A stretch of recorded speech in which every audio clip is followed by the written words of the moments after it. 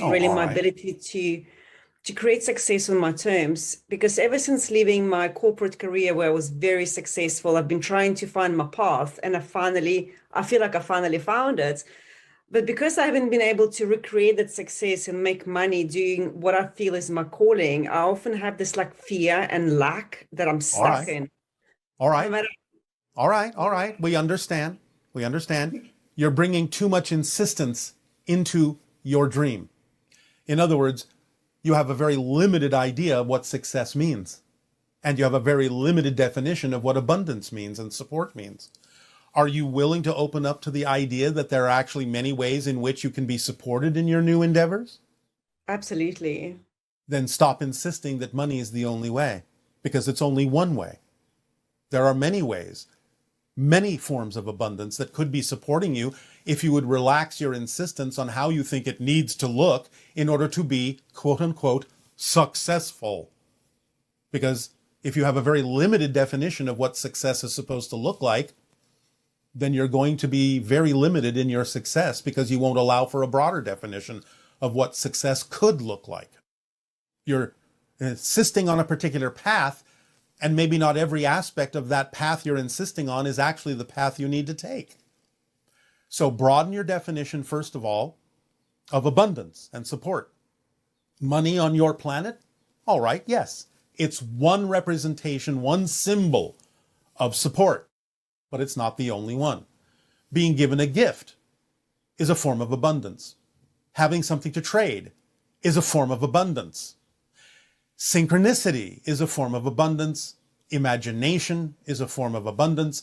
Communication is a form of abundance, because in imagination and in synchronicity and in communication, many different ideas can come to you that you may not have thought of before that might actually relieve you of the need to have other things you thought you needed in order to experience the idea of being successful. And of course, the true definition of success is simply being yourself as fully as you can, allowing synchronicity to guide you in the directions you need to go, realizing that there is a green light and a red light synchronicity that is functioning to guide you, in the sense of green light meaning here's a synchronous opportunity you are able to act on. Here's something you are not able to act on right now because it's not your ideal path at this moment. So when red light synchronicity says stop, don't act on this, you're not able to act on this, look around for the things you are able to act on that are representative of your passion to whatever degree they are, and act on those next. That's what guides you to act on the things that are representative of your passion, when other things that may still be representative of your passion are not able to be acted on because synchronicity is saying, no, not now, not yet. You have to trust the way synchronicity unfolds in your life, relax your definitions of abundance and support, and expand your definitions of what can support you. Think outside the box, as you humans say, and not be too insistent on the path you've laid out as the only path that can allow you to experience the success of your joy, your passion, and being your true self. Is this helping? It is helping, yes. And I feel like, I mean, you've just answered it. I think that's what's keeping me from fulfilling really my potential, is just being too rigid, I guess, on the Yes. definition of success. And to You can have a plan. It's fine to have a plan, but your plan has to include the ability to alter the plan okay. when synchronicity shows you that it needs to be altered. You have to trust the timing of things, not the time, the timing. Does this help? Yes. So do you have like an example or something like I feel almost, I guess, practical, because of all of the years of conditioning and having to do certain things in a way, I realize there is a journey, that needs to Yes. evolve, and I need to evolve into. All How right. do you say that? All right. All right. All right. All right. Have you heard us tell the story about the photographer? I'm not sure if you can All just right. This is something that happened very briefly in your physical reality, as you say, practical, so that you understand it on that level of your consciousness. A photographer who's a friend of the channel, her passion, her dream was to go all around the world photographing the sacred sites. You know, the pyramids, Stonehenge, those kinds of things. You familiar with that? Yeah. And create beautiful photographs of those places. Now, she didn't have the money to do this, but because she understood how to go beyond what most people would think of as practical, she stayed in a positive state and trusted that synchronicity would bring her some inspiration to act on that would be more representative of her situation. And so she was inspired to come up with what most people would consider to be a crazy idea that would never work, but she didn't let those definitions stop her. So her crazy idea for flying all around the world and photographing these sacred sites was to go to the airline and ask them to fly her around the world for free. Now, she understood that there has to be some sort of an equal exchange, and she knew that one of the forms of abundance is trade. What did she have to trade? Her skill as a photographer. So she went to them and said, here's my proposal. I'm asking you to fly me all around the world for free to these different sacred sites when you travel to those areas, where I will take these beautiful photographs that you may use in trade in your brochures to attract more tourists to fly your airlines. The airlines said yes. Not only did they say yes, they paid her to do this, put her up in the best hotels, fed her the best food. She flew around the world like a queen, made money, lived her dream, all because she was not so rigid that she would say, well, I just don't have the money, so I guess that's the end of that. She allowed herself to stay in a positive state that allowed her to perceive the inspiration of having the crazy idea to go to the airlines and ask them to fly her around the world for free in trade for her photographs. That's a practical application. And that's the application you can experience, because that's how life works when you allow it to, instead of forcing it into a rigid path where it then cannot allow you to even be inspired to have the crazy idea that might in fact just work for you perfectly. Thank you. Thank you. So, and my next question is about relationships. How do you, because the more I feel like I work on myself, the more difficult it is for me really to have normal relationships. Lose that definition.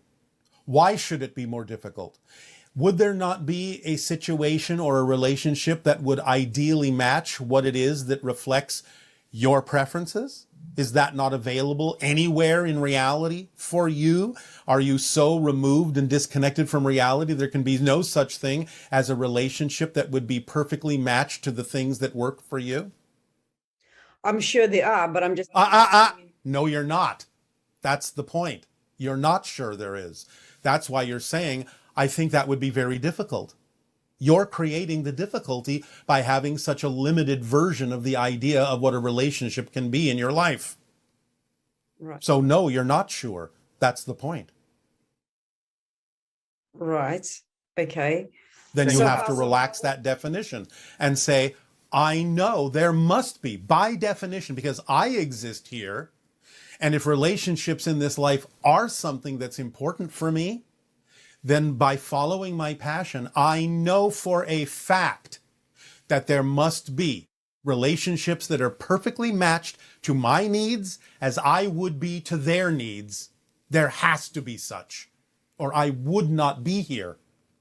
So you have to allow yourself to realize that synchronicity will bring you, in perfect timing, those relationships that work for you to help you learn more about who you are while you're doing the same for them, and allow that to be a real probability for you. Just relax into the knowledge that that has to be true.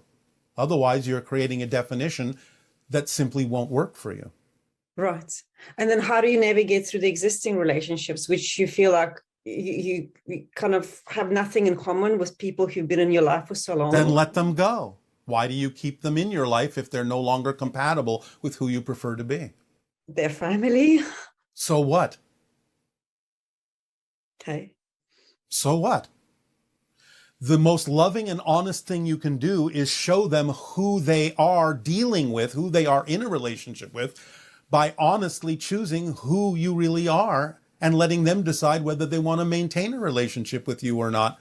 Because if you simply stay in a relationship by not being who you truly are, well, you're being dishonest, and they're not really in a relationship with you anyway, are they? Not the real you. That's right. That's right. Therefore, again, look at how you define these things. Be honest within your definitions about what's going on, and realize that showing them the consequences of their choices relative to who you actually truly are is the most loving thing you can do for them, whether they realize it or not. Let them make the decision to change to match the vibration of your preference, to be in a relationship with the real you, instead of perpetuating a false relationship with someone you're not, which is not a very loving thing to do. That's great. Thank you so much. It's really been helpful. Thank you for your All time. right. You are welcome. Aveo. Thanks.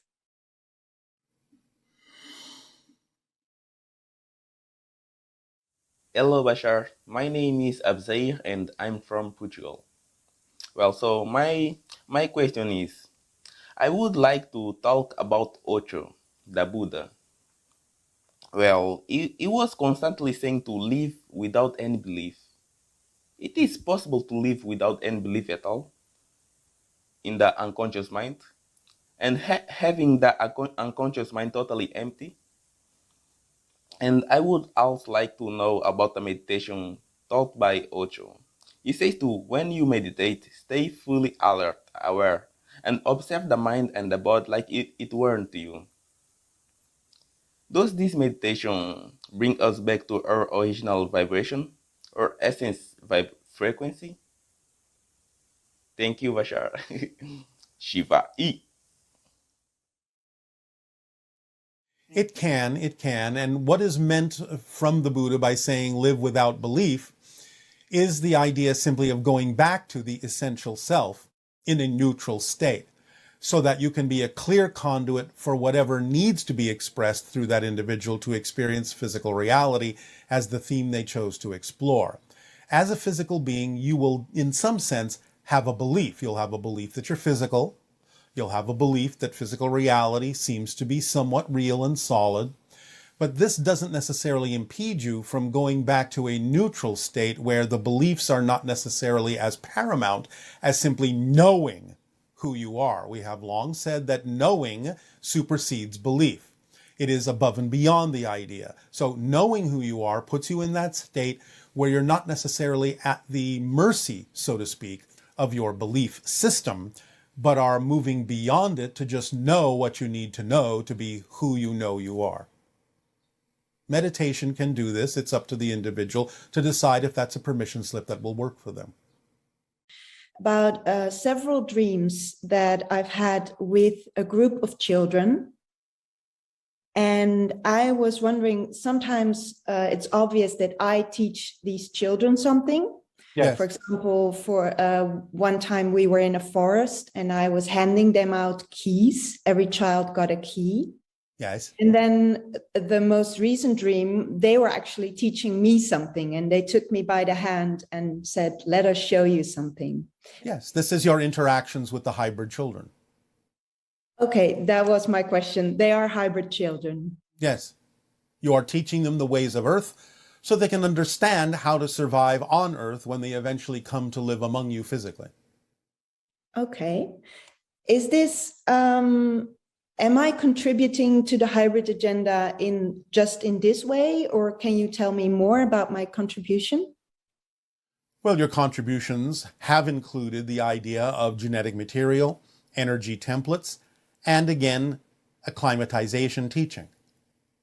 Those are the three main levels of involvement of humans on the Earth that have agreed to participate in the hybridization agenda as part of the evolution of humanity. Okay, thank you. Yes. Now there's another dream, which was many years ago, but it stuck by me because it was the most amazing dream, where I literally became a whale. And I realized it in the moment, and I was so excited that I took a deep dive first, and then, went above the water and splashed and leapt above the water. Yes. Was this a moment where I was connecting with Sirius? Was there a message for me? Well, again, the idea is, yes, there's a serious connection, but also the idea of connecting to the life forms on your planet in a shamanistic way that allows you a broader experience of the way life expresses itself and the joy therein. So you are stretching your shamanistic muscles to be able to start identifying or shifting your frequency of consciousness in a way that allows you to start identifying with other forms of life, especially those that are connected to extraterrestrial connections you have, such as Sirius, through the whales and the dolphins. Wow, that's really amazing. Coming back to the shamanism, more about that. Yes.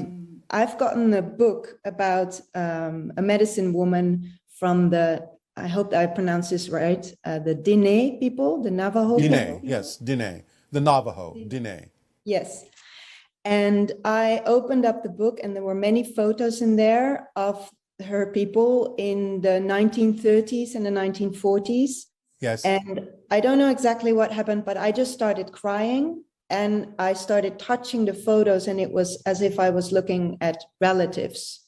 So yes. There's a connection there as well. Well, yes, of course. As we have just explained, the idea of reincarnation is simply that everyone exists simultaneously, but you make connections. You make energetic connections to those beings in different time frames that serve you in this life. So with regard to the idea of your connection to the earth, nature, remember, teaching the children in the forest, the idea of shamanistic experiences, connecting to what you call Mother Earth, you have a very strong series of connections to a lot of American Indian tribes, especially those that were exploring the idea of shamanism and spirit and so on and so forth. So therefore, you have felt the connection when it opened up in your heart that you have made. You have seen a physical representation in photographic form of energetic connections you have made to assist you on your journey in this life in a shamanistic way.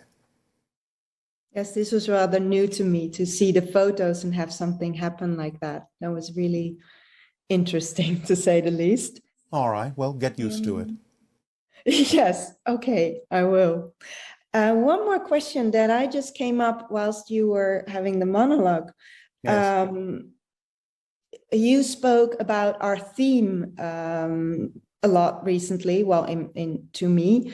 Yes. And the question came to me, is it part of our theme to figure out what our theme is? Your theme is you. You are unique.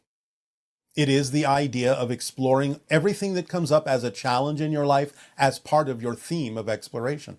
To know yourself as this version of you, as this version of all that is, as best as you possibly can, and express that in your life. Your theme is you, what makes you unique, and the things that come to you that allow you to explore and discover more about who this you is. That's your theme. Okay, very clear. Thank you so much, Bashar. You are welcome. Good day. Good day.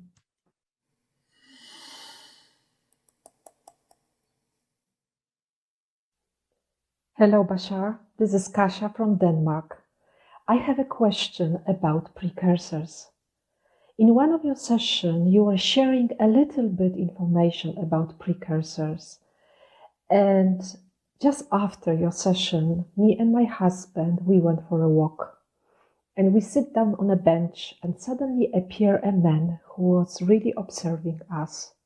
But the way that we both had the feelings that this might be one of the precursors. Can you tell me a little bit about it? And I would love to know a little more about precursors and also how many there are at this moment in Denmark. Thank you very much and unconditional love to you deeply from my heart. Have a good day. Bye. They are those who walk among you to see if you recognize, as you did, their vibration as being something different from what you would recognize as typical humanity. So, yes, you observed precursor energy. Not allowed to tell you how many there are in any given location on your planet, but there are definitely dozens around your world. Dozens and dozens. Good day, good day. Good day, good day. All right. What would you like to discuss this day? Thank you, Bashar. I would like to talk about blending and balancing our perceptions and attention. I believe that we are blended beings, and we are constantly finding a balance between our perception of our physical self and our non-physical self. Yes. And I'm just wondering how, because moment by moment, my attention is also going from my emotions to my body to my mind.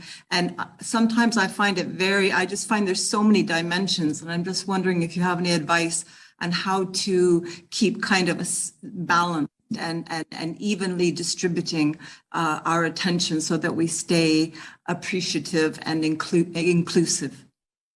You are familiar with the formula that we have outlined for all of you?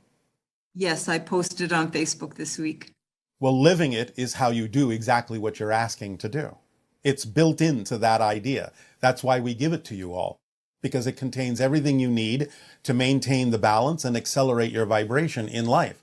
All the tools that are attendant to it, all the things that open up automatically when you follow the formula, are the things that allow you to consider anything you need to consider at any given moment to know yourself more deeply and to remain in balance by exploring whatever it brings to your attention at that moment.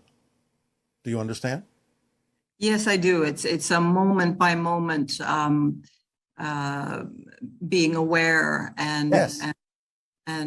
So whatever synchronicity brings to your attention at that moment through the tools that automatically unfold when you follow the formula as precisely as possible are the things you need to pay attention to achieve exactly what you're saying. Can I also ask a question about countries such as India, which I will visit soon, which have a very rich spiritual tradition, and how we might how best to introduce sort of the cutting edge channel teachings are quite, we're all equally powerful. Whereas the traditions of India, it was much more almost a hierarchy, and the master and the student. Could you talk a bit about how to marry that better? When the synchronistic opportunity presents itself to share information based on your understanding of these principles, then by all means do so with absolutely no requirement or any need whatsoever that the person you're sharing it with needs to listen to you. Absolutely. And the ascension process, how might we best describe that to people who are sort of reaching out for that new level of awareness of this sort of overall process that we're all, going away from fear towards love? Everything is based on resonance and frequency of energy, vibrations. Therefore, the idea of raising a vibration is tantamount to ascension.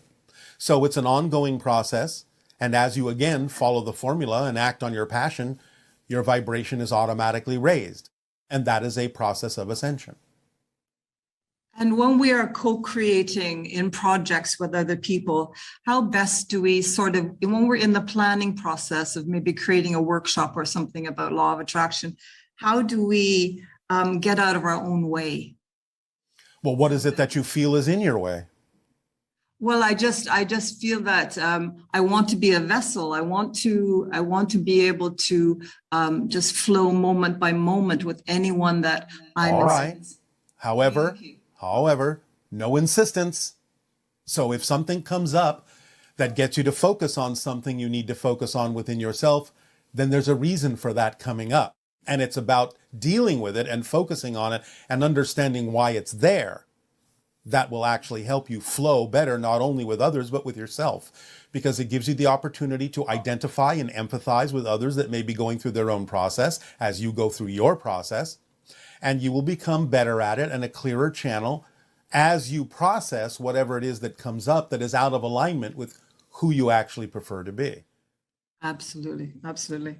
And neutrality, we have our passions, we keep our passions, but I believe we're sort of letting go of our preferences. We're having less insistence. No, you're not letting go of your preferences, but you are having less insistence on the idea that you know what the outcome needs to be of your preferences. Let the synchronicity show you what the outcome actually needs to be You don't let go of your preferences, but you stop insisting on the form in which your preferences manifest. Yes, yes.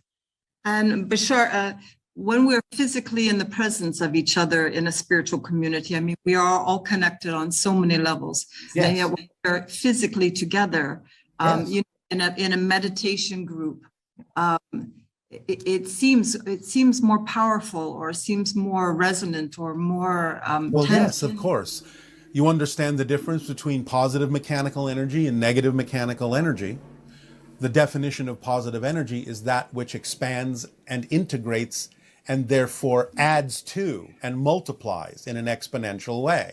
Negative energy disconnects the feeling, as we say, and allows you to experience that isolation, so to speak, in a negative way.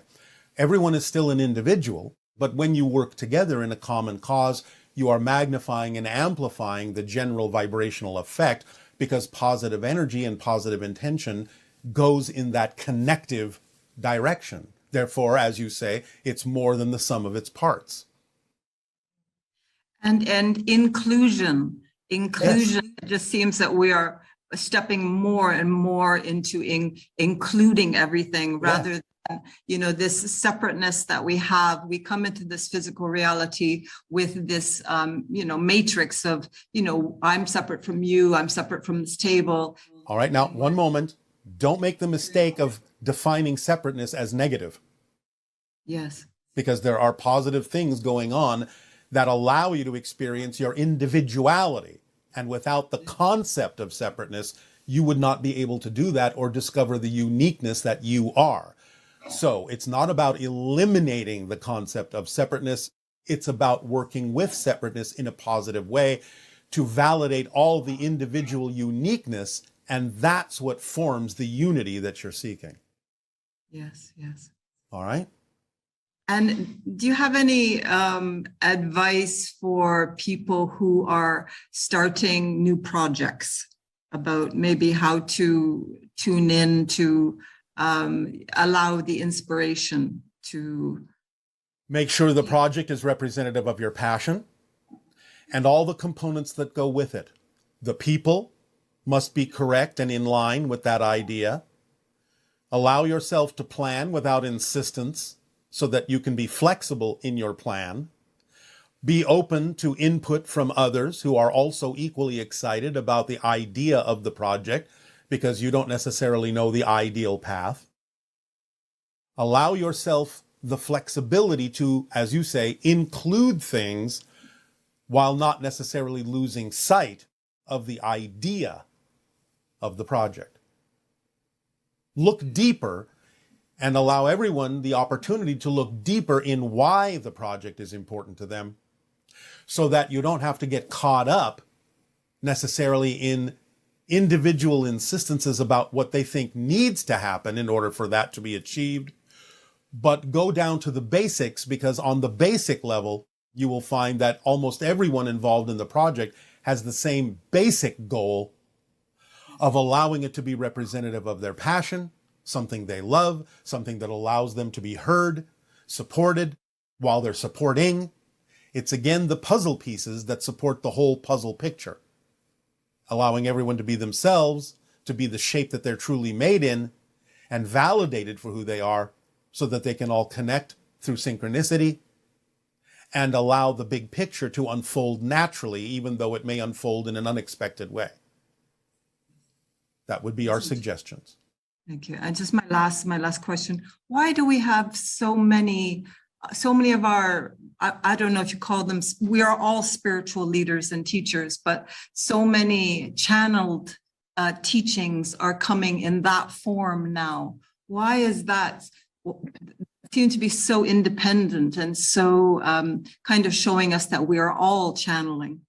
Because you have asked all of us to start interacting with you more concretely, more obviously, because you are expanding your consciousness to be more inclusive of those things that you heretofore didn't necessarily know existed or believe existed. That's one of the things that happens when you expand your consciousness.